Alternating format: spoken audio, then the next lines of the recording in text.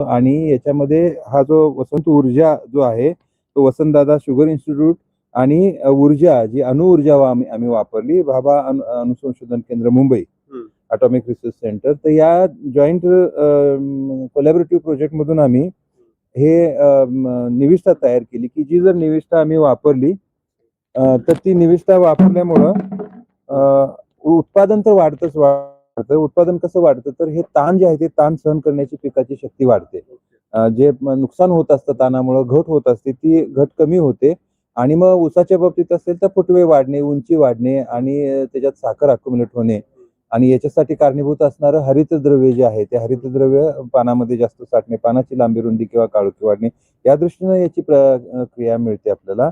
आणि ताण आला असताना जे काही स्त्राव असतात ज्याच्यामध्ये वनस्पतीला प्रोटेक्ट म्हणून आपण किंवा संरक्षित करतात, तर त्या दृष्टीने स्त्राव वाढवण्याचं हे काम करते. हे तयार केलं हे आम्ही एका म्हणजे निर्माल्यापासून तयार केलंय. समुद्र किनारी जे निर्माल्य फेकून दिलेलं असतं आणि त्याचं हजारो टन मटेरियल तसंच पडून राहतं आणि ते पर्यावरणाला घातक असतं कारण त्याचा घाण वास येतो.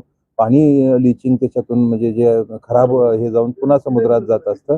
तर त्यातनं हा पॉलिमर काढून त्याच्यावर आम्ही प्रक्रिया करून भाभा अणुसंशोधन केंद्रामध्ये त्याच्यावर गामा किरणांचा मारा केला जेणेकरून ह्याचे सूक्ष्म कण बनावेत आणि ज्यावेळी आपण फवारणी करू किंवा आळवणी करू त्या दृष्टीने त्याचा वापर चांगल्या पद्धतीनं वनस्पतीनं करावा, शोषण चांगल्या पद्धतीनं व्हावं या दृष्टीनं हे आम्ही तयार केलं. याच्या चाचण्या अगोदर आम्ही टिश्यू कल्चर रोपं जी आहेत ऊतीसंवर्धित रोपं आहेत त्याच्यावर घेतल्या कारण प्रयोगशाळेमध्ये बाटल्यामध्ये आणि नंतर मग तिथले प्रयोग सिद्ध झाल्यानंतर आम्ही बाहेरच्या जे काही आपले व्हरायटीज आहेत किंवा बाहेर जे 1 डोळ्यानं रोपं लावतो किंवा 2 डोळ्यानं रोपं लावतो या चाचण्या घेतल्या. याचबरोबर ऊसावरची जी काही बाकीची आंतरपिकं आहेत त्याच्यामध्ये कांदा असेल, बटाटा असेल, भुईमूग असतो, सोयाबीन असतो.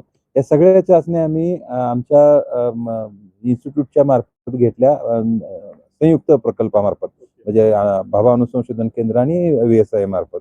आणि नंतर मग आम्ही पाडेगावचं जे संशोधन केंद्र आहे ऊसावर काम करणारं महात्मा फुले कृषी विद्यापीठाचं.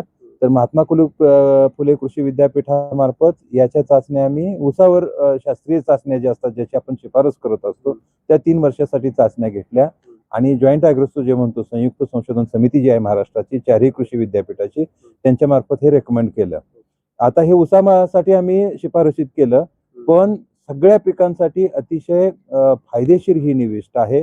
कारण सगळ्या प्रकारचे ताण सहन करण्यासाठी प्रतिकारशक्ती किंवा ताण सहनशक्ती निर्माण होते आणि उत्पादन पण चांगलं वाढतं आणि सर्क्युलर इकॉनॉमी म्हणतो आपण ह्याच्यामध्ये की निर्माल्य वापरून परत उत्पादन वाढवायचं आणि परत आपल्याला जैविक पद्धतीने वाढवायचं.